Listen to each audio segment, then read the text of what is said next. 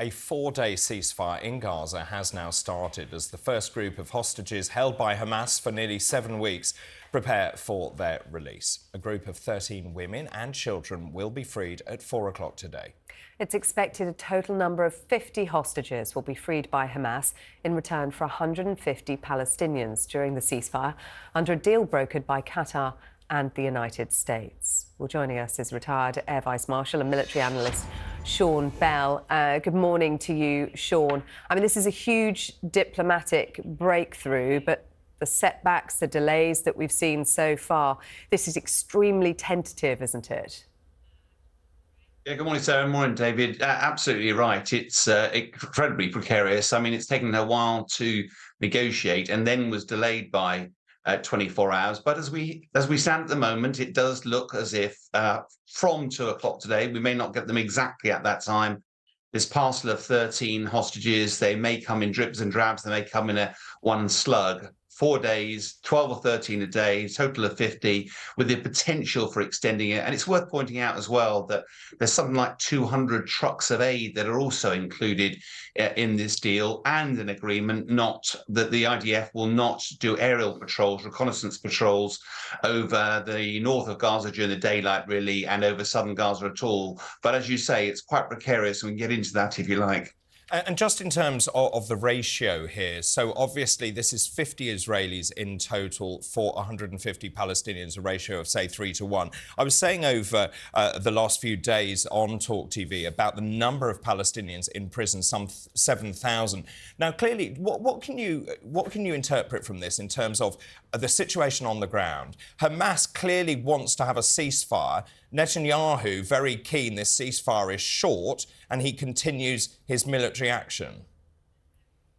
One of the things that's quite interesting about this deal is that both sides, both Hamas and Israel, are motivated by getting hostages released. But that's about the limit of where they're aligned. As you say, the Israelis have kept reinforcing this is not the end of the war. The spokesman said literally only last night, this is going to continue for at least a month or two more, the war. They want to get on with it. They do not want to see any extension of the operational pause, whereas Hamas, this is a lifeline for them, because every day that goes by where there's an operational pause, the more difficult it is for the Israelis to kickstart the war again, the more the international focus on the humanitarian situation, and I say bluntly, the more difficult it is for Israelis to get their foot back on the throat of Hamas. And what we are expecting is that at the end of the 4-day truce period, there could be the potential for another 10 per day hostages to be released. Now, just imagine Israel will find that very, very difficult to resist. But of course, that means Hamas could go on for several days, potential weeks, with this extension of this pause. And it's a big if, but if they are able to end this conflict where they haven't been exterminated and they still have hostages, it'd be very difficult to see that Hamas won't see that as some sort of victory. And when you look back at it, even now, there are over 13,000 Palestinian deaths that have happened. They believe there may be well over 2,000 bodies in the rubble as well, plus the devastation that's been wreaked in Gaza. There'll be huge questions as to what was this all about? Because it won't have been solved. Israel will not have achieved its objectives, yet there'll have been carnage wreaked across most of Gaza. Sean, we've been looking at the live pictures this morning, and you can see some smoke rising above buildings in Gaza City. It's not clear at the moment what has caused that. The Israeli military has also sounded sirens in villages near to the Gaza Strip, warning of possible Palestinian rocket attacks. That's according to the Reuters news agency. No immediate confirmation that rocket attacks have indeed occurred. But if this ceasefire is breached, then what?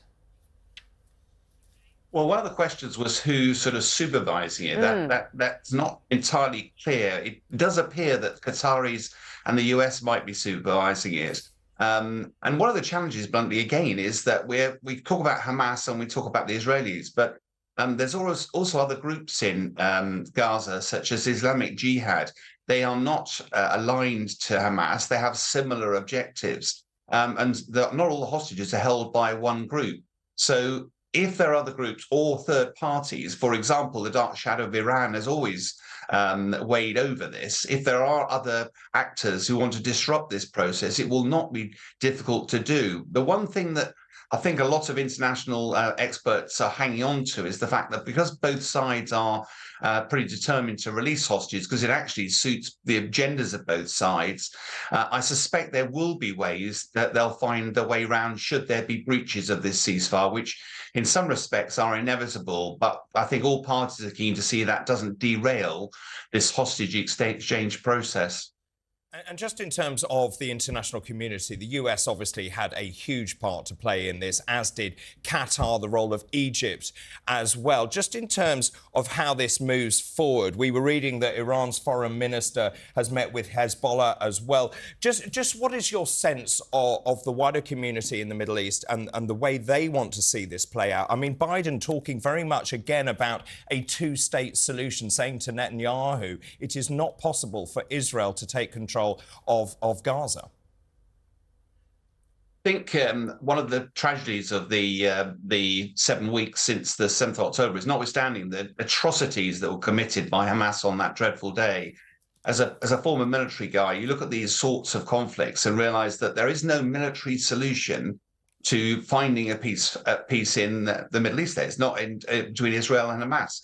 And the tragedy is that the tripwire is going to go straight into military action, which is what we've seen for the last sort of 7 weeks, and the devastation that's caused not only for the soldiers but also for the civilians, and also as now for the families of the hostages that have been released.